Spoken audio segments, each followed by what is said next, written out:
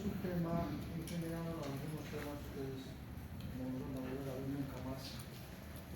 Pero la idea es de que estudien y que aprendan a enfocar todas las patologías, aprendan a estudiar, aprendan a buscar, encontrar lo último que se sabe sobre cada uno de los temas que ustedes ven.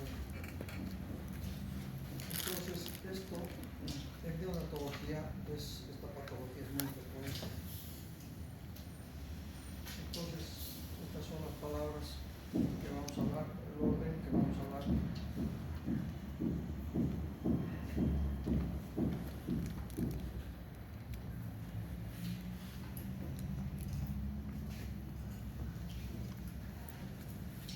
Esta es la parte de que dentro de este problema vamos a hablar un poco del sepsis de inicio temprano, de inicio tardío,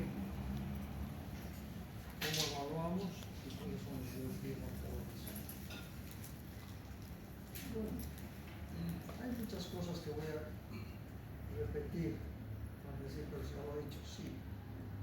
Ya ves que así es, hay que, en cierto modo, hay que repetir tanto por la importancia de cada una de las cosas, de las patologías. Entonces, ¿cómo se define cuando tiene un paciente sepsis? Ha sido muy difícil, es muy difícil la definición. Algunos dicen un hemocultivo positivo es suficiente, pero muchas veces un hemocultivo negativo, o un diagnóstico de sospecha de sepsis puede no darnos o darnos el diagnóstico, puede no darnos también. ¿Por qué? Porque o está mala la técnica de la toma del hemocultivo, o el diagnóstico de sospecha no está con los términos adecuados, ¿no?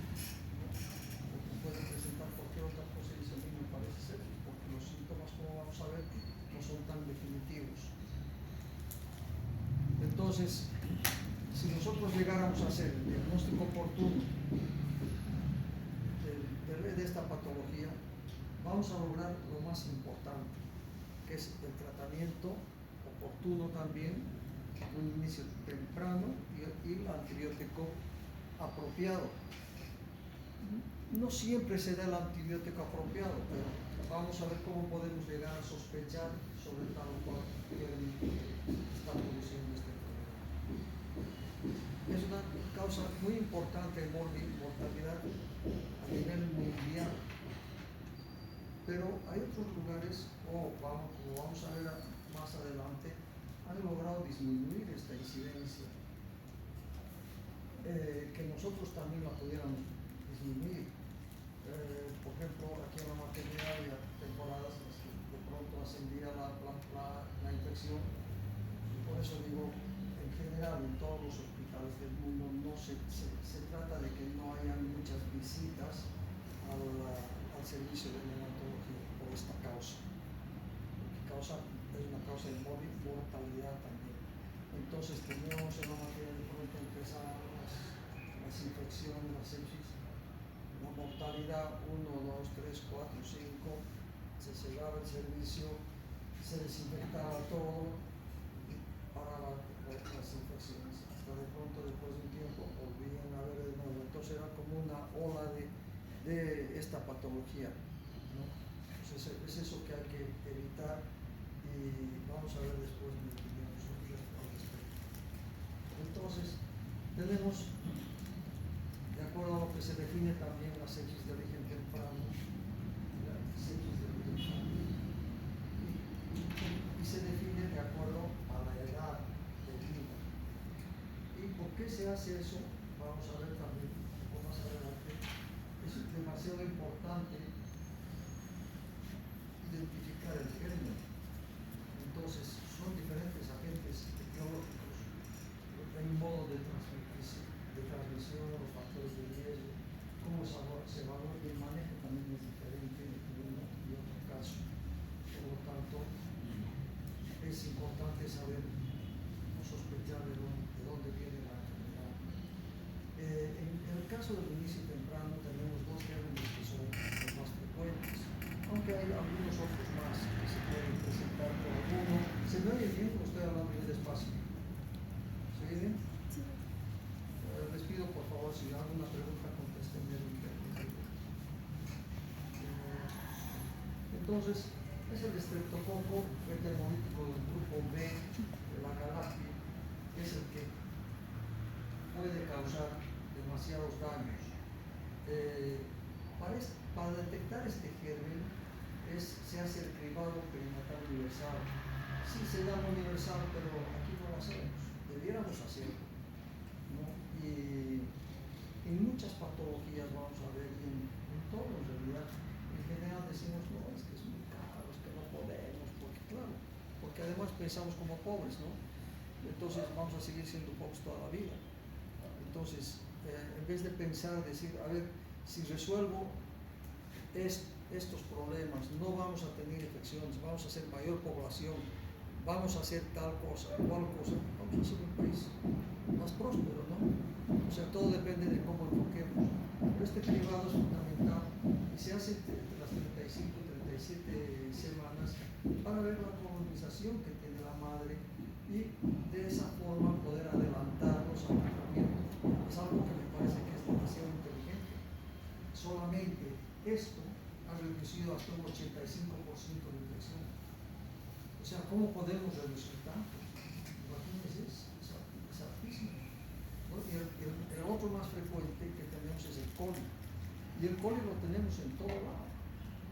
Y tenemos que aprender y tenemos que educarnos en lavarnos las manos, en tratar de evitar este tipo de enfermedades, ¿no? Muchos le digo, no te has lavado las manos. Sí, me he lavado afuera. Aquí te tienes que lavar. No sé, que delante de mí, no afuera, porque afuera puede haber tocado algo que contamina y que salga del paciente, etc. Entonces, ¿cómo se contagian estas enfermedades? ¿Cómo se dicen? Puede ir por vía de infección del tracto urinario de forma ascendente, puede ser por vía hematógena placentaria y puede ser también por vía retroperitoneal. También tenemos otros gérmenes que son gram negativos, como la coriamnionitis, causa de ureaplasma, también en caso de infecciones urinarias.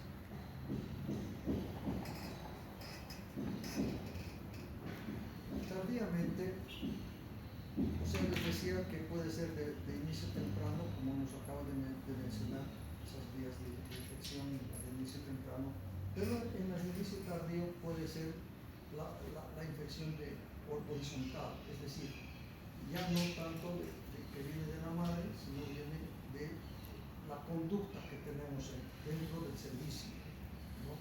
Puede ser, se llama nosopumia o comunitaria, pero son casos que se deben a la puesta de catéteres, ¿no? Muchas veces uno está agarrando, se le cae, ¿no? En una época era desesperante porque estábamos intubando y venía la enfermera corriendo, dejaba la sonda para aspirar al bebé, ¿no? Porque a veces hay que aspirar y a veces no, pero hay que tener todo listo en el momento que estamos haciendo. Estamos tratando de aspirar la sonda y la dejamos ahí, se caía al suelo.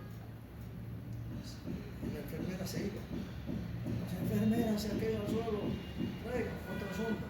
Y así 3, 4, 5 veces.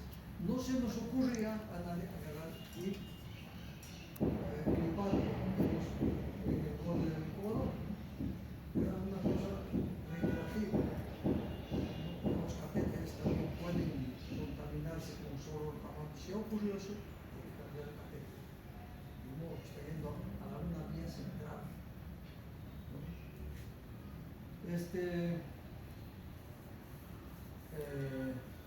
Hay otros gérmenes también, aparte del coli, que puede causar mucho problema, es la Klebsiella, el Enterobacter. Hay otros, y más raro, por suerte, la Pseudomonas, porque la es las que más causan problemas. Los gram positivos tenemos el estreptococo que mencionamos, y es el estreptococo metamolítico, que es el que causa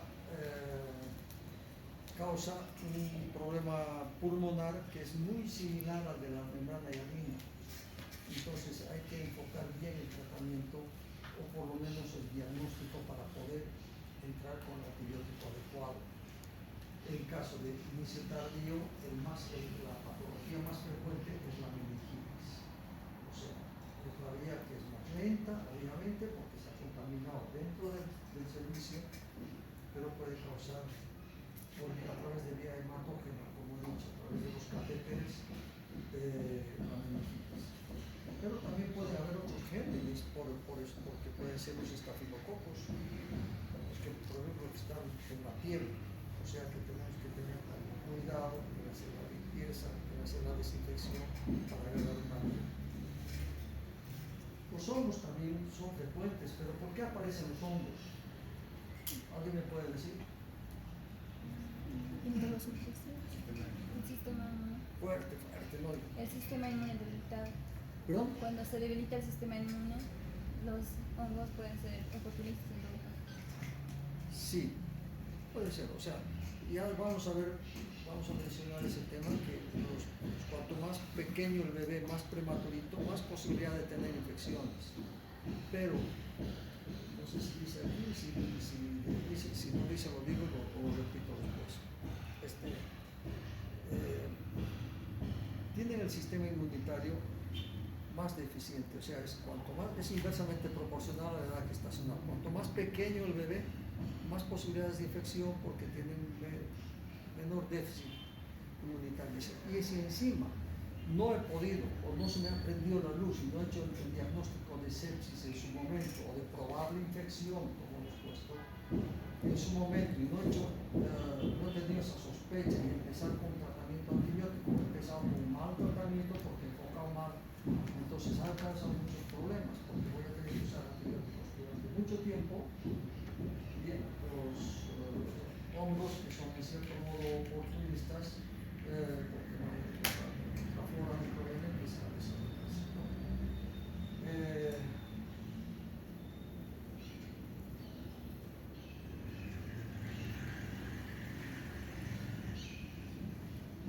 Bueno, estos son los factores de riesgo. Voy a repetir varias veces, pero no importa, la verdad no tiene importancia. El tema es que intentamos, ¿no?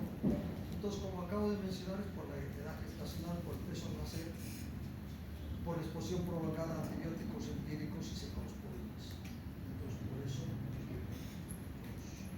crecimiento de hongos. Entre los virus tenemos enterovirus, herpes simple, citomegalovirus, sincicial respiratorio, de la influenza, etc. También la gente que está ahí tiene que tener todos los cuidados necesarios para tratar de evitar, ¿no? O sea, es que claro, hay amigos que estoy con una gripe terrible y se me cae la nariz, pero no quería fallar el día. Puede ser porque está contaminado y es muy riesgoso eso. Los factores de riesgo maternos son la infección inmunitaria, la colonización por estreptococo enterovirus del grupo B, cólico y corioamnionitis. En caso de corioamnionitis, cuando hay esa infección, sobre todo antes del parto, no puede ser cualquier momento que tenga la madre esa infección, lo que suele suceder es la ruptura de membranas. Y la otra cosa también, cuando sucede infección, cuando la ruptura de las membranas ha sido más de 18 horas antes. Claro, hay que tener en cuenta, tenemos que pensar siempre que esto está dado en hospitales mucho más desarrollados que los nuestros. Entonces, aquí pudiera ser 18, claro, allá dicen 18, entonces nosotros ¿cómo tenemos que saber si son 18 horas o más el riesgo de infección? Haciendo un estudio. Y vamos a ver cuáles desarrollan infección y cuáles no. Además, es un hospital universitario y no tenemos en general, tenemos los cuidados, sí. No quiero decir que tampoco somos un desastre, ¿no? Tenemos los cuidados, sí, pero probablemente lo que tenemos que saber es que si requerimos hacer más cuidados de los que tenemos. Eso es lo importante saber.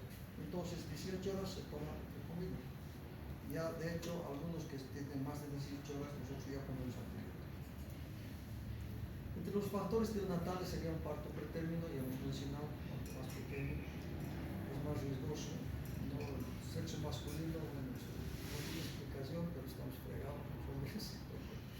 Ha asfixia perinatal. A ver, ¿me pueden decir ustedes por qué la asfixia perinatal, la reanimación, la intubación, pueden ser de mayor riesgo para los bebés recién nacidos?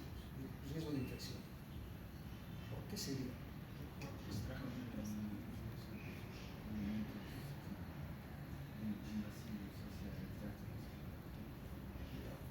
Está bien, me gusta que participen, que hablen y pueden equivocarse lo que quieran.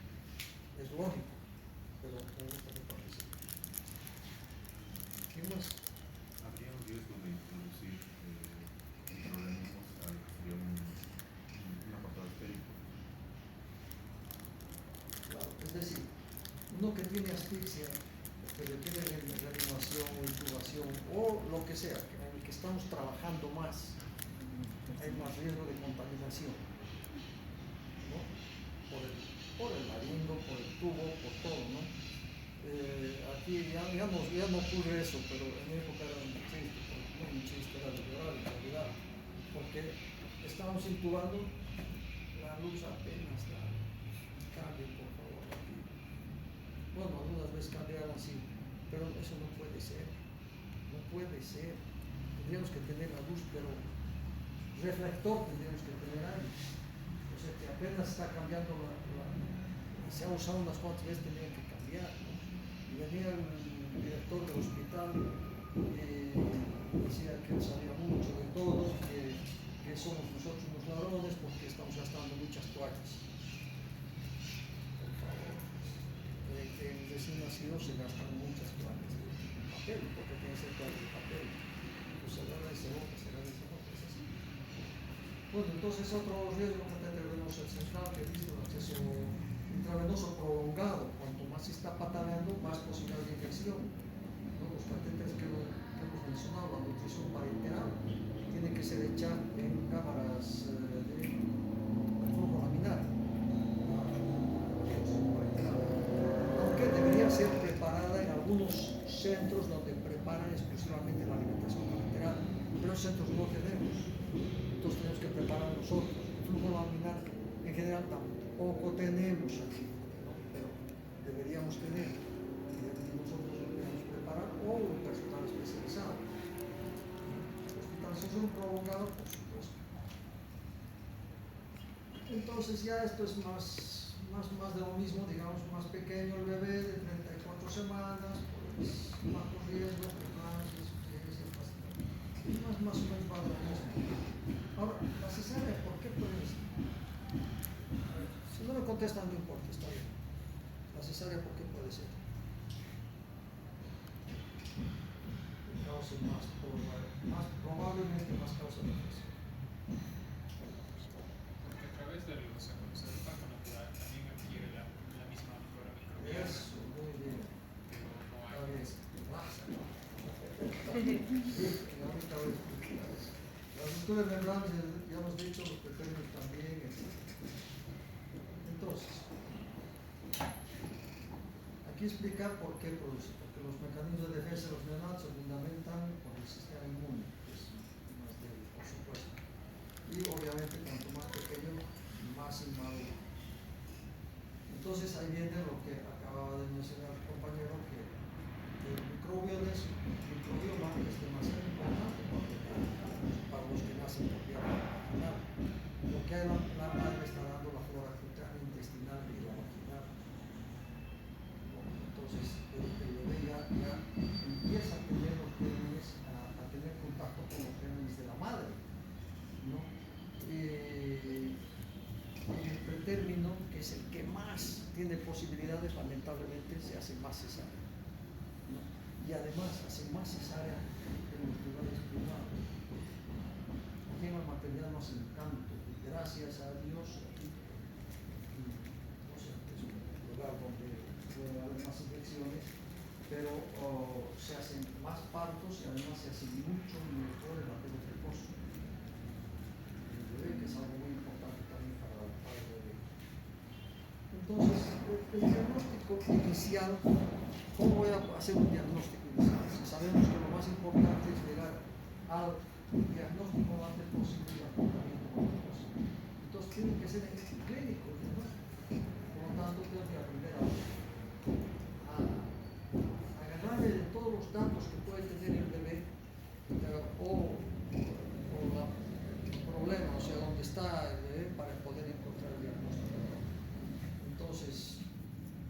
Entonces, los síntomas, como hemos dicho, variables, son bajos, son específicos, son difíciles de detectar, pero hay que estar atentos a todos los signos más pequeños que pueden tener. Otras veces se superponen con otras patologías, lamentablemente, ¿no? Porque se tiene, por ejemplo, una cardiopatía, una dificultad respiratoria, aunque la dificultad respiratoria también nos lleva muchas veces a poner antibiótico al bebé, ¿no? Sabemos que es malo poner antibiótico muy precipitadamente, porque no podemos adecuarnos al antibiótico correcto, o muy tardíamente, que sí vamos a tener también problemas porque ya está avanzada la enfermedad. Cuanto más avanza, es más difícil resolver. Entonces, una aspiración de meconio, bueno, tanto la dificultad respiratoria como la aspiración de meconio, al final termina con antibióticos. La aspiración de meconio creo que deberíamos poner antibiótico de entrada porque es un buen caldo de cultivo para las infecciones. Ahora, estos pacientes presentan, como les decía, cosas muy pequeñas, por ejemplo, inestabilidad térmica. El momento que ingresan al servicio tenemos que poner un ambiente térmico neutro.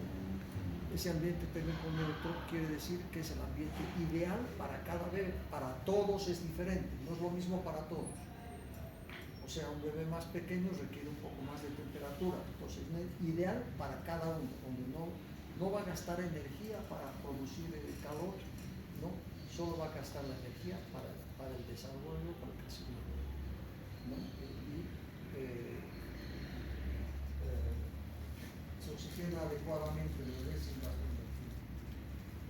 Entonces la hipertermia también, la hipotermia, la taquipnea, puede tener quejido. Uno está interpretando como que tiene un problema respiratorio, pero hay que identificar bien cada uno de esos casos. Taquicardia, hipotensión, mala perfusión. Ya estamos hablando aquí de palabras mayores.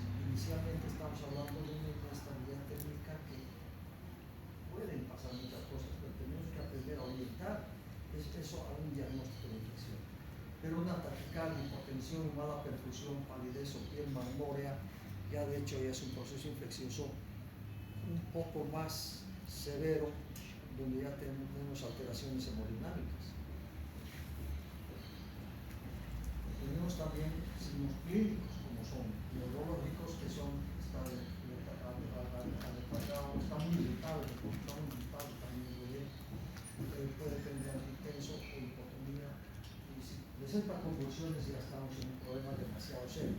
Quiere decir que ya tiene un proceso infeccioso. El sistema nervioso, como la meningitis, no le está presentando convulsiones. A no ser que sea, por ejemplo, una viral. Gastrointestinal, en general se presentan también sobre problemas gastrointestinales o respiratorios. Gastrointestinal son bebés que están estando relativamente bien y están tolerando una determinada cantidad de leche y de pronto dejan de tolerar un poquito, tienen algo de residuo de leche, un poquito, la siguiente toma también, entonces ya debemos estar atentos si presenta más de eso, ¿no? Bueno, momentos puede ser.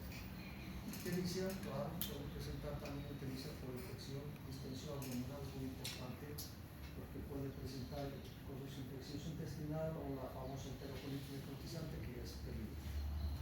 Alteraciones metabólicas, hipohiperglicemia, que es lo más frecuente y las demás son más raras. Y en la piel puede haber piel de color marmoro, como mencionado, petecias, también es más o menos frecuente. Ilusiones, más raro. Si tiene celulitis ya es un problema mayor. Entonces, como habíamos mencionado, esta incidencia es muy alta. Tenemos un 40% de posibilidades de los pacientes que ingresan al servicio tienen 40% de posibilidades de tener infección. Con seguridad van a recibir antibiótico una gran cantidad de sus pacientes. O sea, estamos mal en el manejo antibiótico, ¿no? Porque las líneas es mucho. Y de estos pacientes, 20 al 50% de ellos mueren con complicaciones asociadas.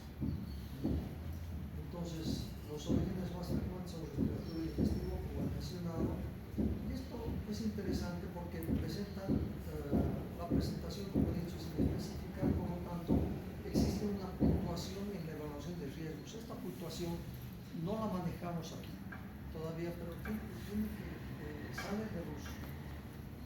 Tenemos que comparar, hay un lugar donde hay que inscribirse y hay que pagar mensualmente, ¿no? Y sale esta puntuación. Y ahí tenemos que poner, el paciente tiene tales antecedentes, tiene tales signos, y la computadora nos dice qué es lo que tenemos que hacer. Pero es importante porque es una ayuda muy importante. Entonces, como he mencionado, el tratamiento inicial, el inicio temprano de antibióticos es vital. Para eso tenemos que saber sospecha de diagnóstico, pero tiene que ser basada en conceptos bastante claros, ¿no? O sea, bastante claros de infección. No hay que anticiparse, porque estas anticipaciones nos llevan a complicaciones. O sea, no es que voy a hacer lo mejor si estoy poniendo antibióticos de entrada, ¿no? Pero hay que dar en el momento oportuno. Entonces, los riesgos son potenciales, los problemas que puede tener con antibiótico temprano también son frecuentes. Y hay otro problema también si es prolongado, los antibióticos son prolongados con la disbiosis intestinal, que hablamos que es demasiado importante para el organismo. Y la infecciones cutáneas y respiratorio, vamos a ver cómo terminan, la segunda pulmonar, etcétera, puede tener enterocolitis y demás. Entonces, estos factores de riesgo son categóricos. Signos de enfermedad clínica, tenemos que categorizarlos bien. Una madre con fiebre intraparte es peligroso, bueno, es intraparte, digamos, va a estar muy poco tiempo ahí. Pero si la madre tiene fiebre un poco antes del parto, es muy peligroso que bajar una fiebre, puede ser fatal de bebé. Indicaciones de antibiótico, porque habíamos visto en el cribado ese que le hacen las 35, 37 semanas de edad gestacional, ahí nos dice si requiere antibiótico. Y vamos a ver qué antibióticos requeriría en ese caso, debido al estreptococo. Pero esto es una maravilla detectar a tiempo y con el antibiótico adecuado a tiempo. Entonces, si esta madre ha recibido el antibiótico y si está indicado, bueno, tiene que ser el antibiótico indicado, pero eso ya nos llama también a un cuidado tremendo, porque el bebé de una madre que ya recibió antibiótico por una colonización por estreptococo, ya debemos tener mucho cuidado y probablemente empezar antibióticos desde el momento del parto. Como he mencionado, este estreptococo causa una enfermedad exacta como es la enfermedad de membrana hemorrágica. Exacta. Puede haber una pequeña diferencia porque uno produce el derrame pleural derecho y el otro no, pero es igual. Entonces, ¿en qué momento podemos decir no, este es estreptococo o es el otro? Vamos a ver cómo serían los diagnósticos. Entonces, el tratamiento para estos pacientes sería penicilina G, ampicilina, para las madres obviamente, o cefazolina, pero tiene que ser por lo menos 4 horas antes de nacer, o más de las 4 horas antes, ¿no?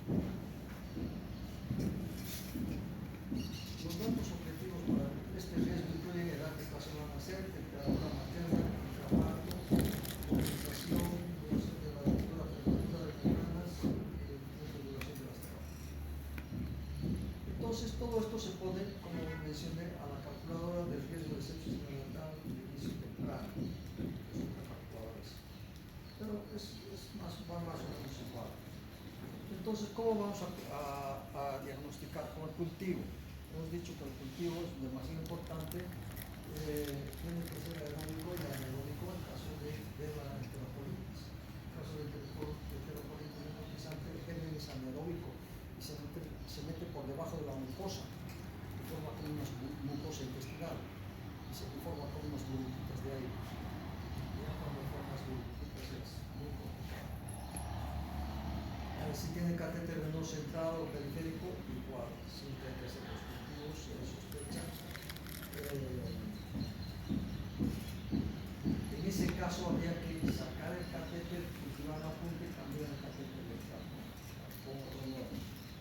En el cultivo de líquido cefalorraquídeo, en caso de sepsis tardía, de cajón, porque la posibilidad de meningitis es muy alta. Cultivo de líquido. Ahora, ¿cómo vamos a hacer con los laboratorios? Los laboratorios lo primero que tenemos es la leucopenia. Bueno, puede haber leucocitosis, pero lo que debería llamar la atención, lo más importante es la leucopenia. Es más serio tener pacientes con leucopenia que con leucocitosis. Pero en general, si este recuento leucocitario no descarta una sepsis tampoco, no podemos descartar. El INE también en caso de coagulación es muy importante, pero esto me puede indicar sepsis, pero también requiere, por un lado, tiene un objetivo terapéutico que es importante, terapéutico en cuanto al INN, porque hay que revisar plasma, pero también tiene una importancia como biomarcador. Y la proteína C reactiva, la procalcitonina, ambas no son tan definitivas para decidir sobre un proceso infeccioso, aunque pueden ayudar ambas. En cuanto a la procalcitonina, recién a las 6 a 12 horas del nacimiento, puede estar un poco más ascendida y nos puede llevar a la sospecha del proceso infeccioso, pero en general estas dos pueden variar, ya que sus valores en neonatos pueden estar elevados por varias causas: hipoxia, estrés y estrés respiratorio, aspiración de cólico, neumotórax, todos pueden alterar la TSL y la procalcitonina. Entonces, lo que más importaría hacer en realidad es el otro PCR, que es la cadena de polimerasa, la reacción de cadena de polimerasa, que es muy sensible y es rápida de hacer. Y no es necesario que se aplique a los líquidos corporales.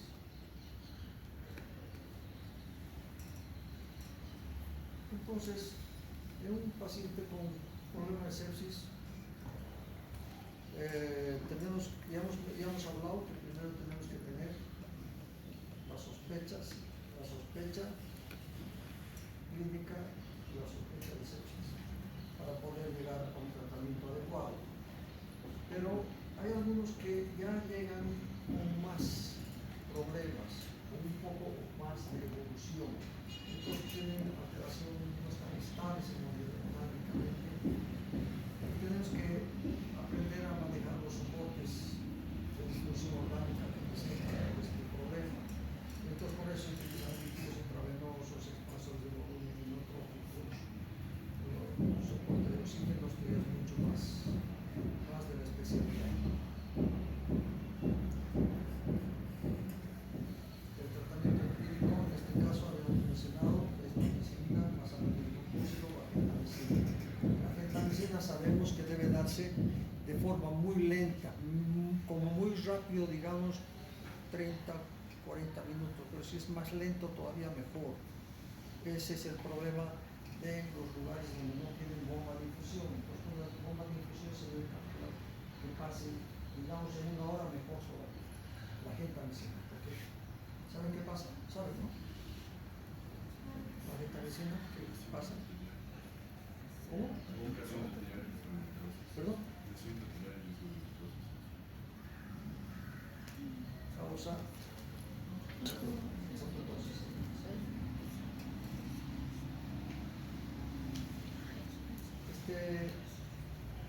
algunos ponen de forma rutinaria anterior. En la sepsis tardía los más comunes son gram-positivos, que serían los estafilococos con pruebas negativos, el AUS, y bacterias gram negativas también.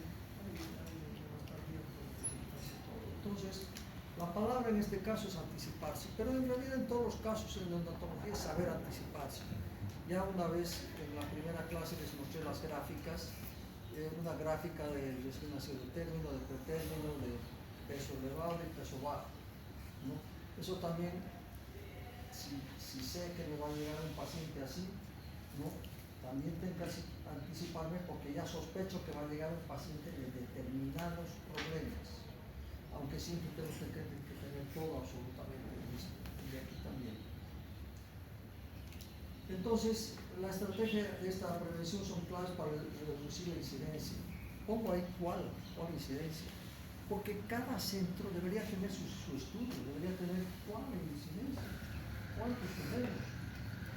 Entonces tenemos que ubicarnos dónde estamos, qué incidencia tenemos. Tenemos una incidencia mínima, estamos bien, pero tenemos que compararnos. Para eso se hacen los estudios. Entonces nos comparamos y de esa forma podemos saber cómo estamos.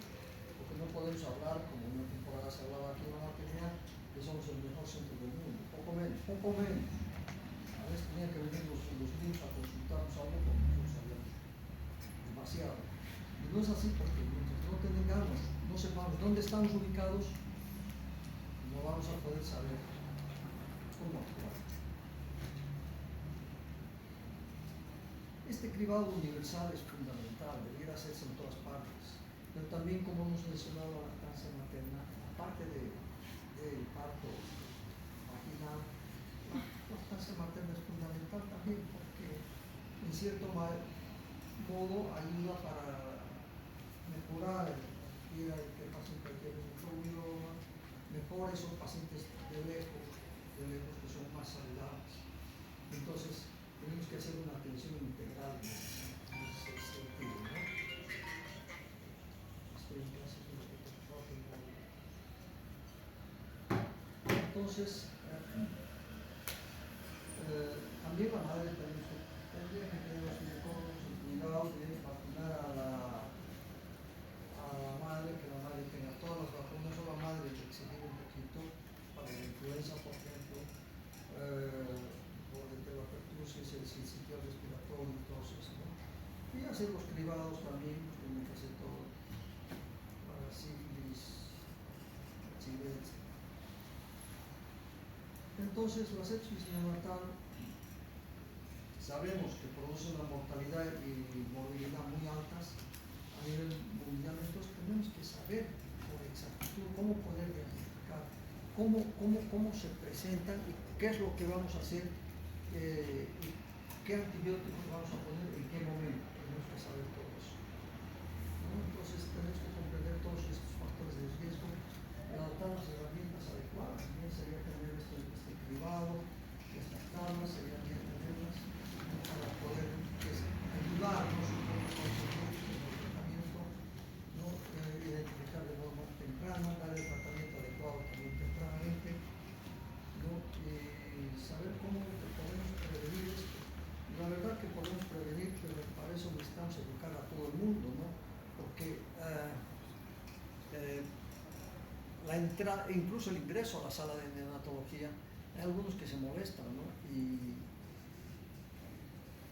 la verdad es que no tengo mucha respuesta a esto, porque por un lado no permitimos el ingreso de mucha gente, porque ya de hecho hay mucha gente que está ahí adentro, ¿no? Van rayos, van enfermeras, estudiantes, por eso digo, lo menos posible tiene que ser el ingreso, ¿no? Van residentes, internos, van médicos, van laboratoristas, rayos, auxiliares, limpieza, ¿no? Entonces ya de por sí hay mucho, pero tenemos que limitar bien, pero por lo menos sobre todo educar, que todos sepan cómo deben proceder, que deben limpiarse, que lavarse bien las manos y que cómo deben proceder, ¿no? Si deben ponerse botas o no, bata o no, ¿no? Y todo eso cuesta dinero también, pero hay que gastarlo, ¿no? Si cuesta dinero, pues ponerse batas, pónganse pues las batas, porque sabemos que eso tiene que ser así, ¿no? Con esto he terminado, no sé si